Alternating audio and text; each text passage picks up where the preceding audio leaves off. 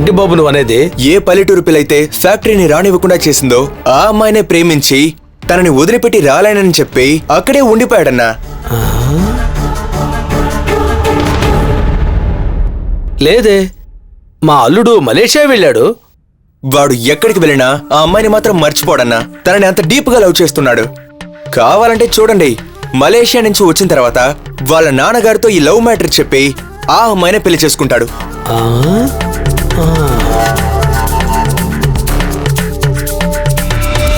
వాడికి నచ్చింది, ప్రేమించాడు.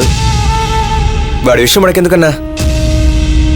అయితే లవ్ కోసం క్లోజ్ ఫ్రెండ్ అయిన నన్నే కేర్లెస్ గా వదిలేశాడు. అదే దిగులుగా ఉంది.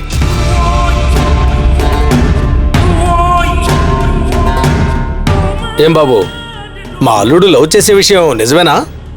నీకు బాగా తెలుసా? నేనెందుకు అబద్ధం చెప్తాను? అరుణ్ మనసులో ఆ పల్లెటూరు అమ్మాయే ఉంది. ఆ విషయం త్వరలోనే మీ అందరికీ తెలుస్తుంది. అది వదిలేండి, కొంచెం ఆ టెండర్ మ్యాటర్ ఏంటో చూడన్నా. ఆ విషయం నేను కనుక్కుంటాను. నువ్వు వెళ్ళి రేపు రా. సరేనా, వస్తాను.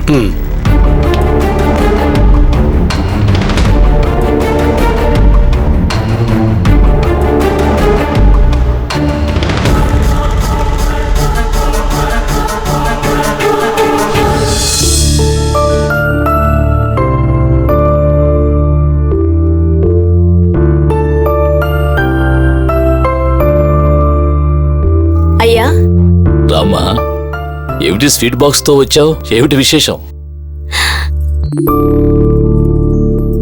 అయ్యా, నన్ను ఆశీర్వదించండి అయ్యా. చల్లగా ఉండమ్మా, నిండు నూరేళ్లు సంతోషంగా ఉండమ్మా. స్వీట్ తీసుకోండి అయ్యా. విశేషం ఏమిటో చెప్పు, ఆ తర్వాత నేను స్వీట్ తీసుకుంటాను. నేను తల్లిని కాబోతున్నాను. నిజమా? Very good, very good. ఇదిగో.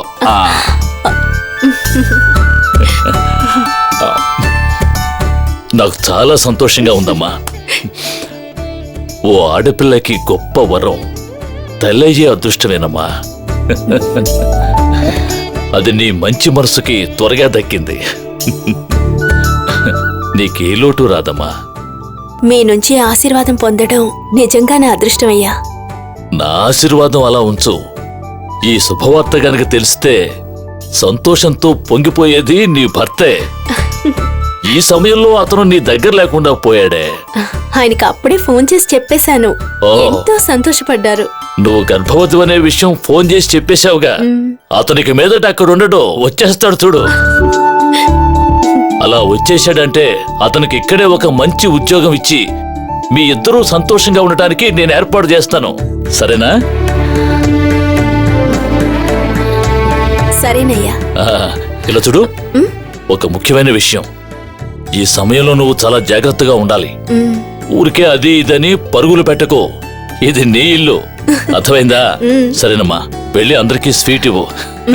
సరేనయ్యా. నెమ్మదిగా వెళ్ళు.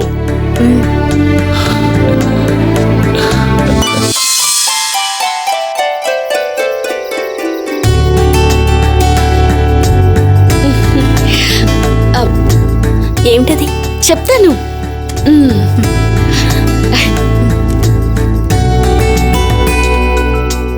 జానమ్మ గారు, మీరు తినడం కోసం పెద్దయ్య గారు ఆపిల్స్, ఆరెంజ్, దానిమ్మ, బాదం పిస్తా అన్నీ ఆర్డర్ చేశారు. మొత్తం ఇందులోనే ఉన్నాయి. నెమ్మదిగా తినండి. ఓ, ఏమిటది?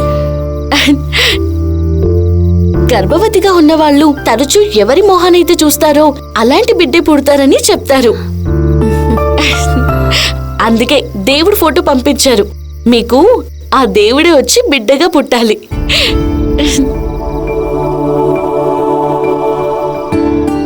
ఏంటి మొహంలో సంతోషమే లేదు? ఏమి లేదులే గంగా. ఇప్పుడున్న పరిస్థితుల్లో మీ మనసు ఏం కోరుకుంటుందో నాకు తెలుసు. ఈ ఫోటోని చూడండి. ఆ తర్వాత ఈ ఫోటోని తప్ప ఇంకెవ్వరిని చూడరు. టంటడాయ్.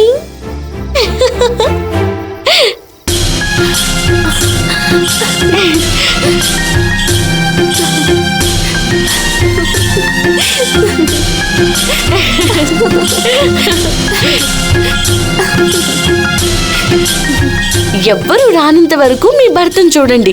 ఎవరైనా వచ్చారనుకోండి, దేవుడు వెనుక దాచేయండి.